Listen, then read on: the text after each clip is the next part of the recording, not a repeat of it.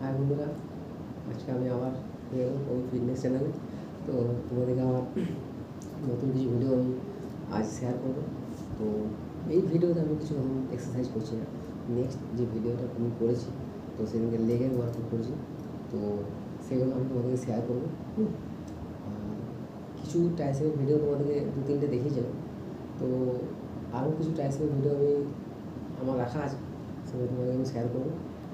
তো এখন আগামীকাল আমি যেগুলো করেছি লেগ ওয়ার্কআউট, তো সেগুলো আমি তোমাদেরকে 2-3টে শেয়ার করে দেবো। সেগুলো তোমরা পারলে বাড়িতেও মারতে পারো বা জিমে যদি যাও জিমেও করতে পারো। এগুলো শরীর ফিট থাকার জন্য।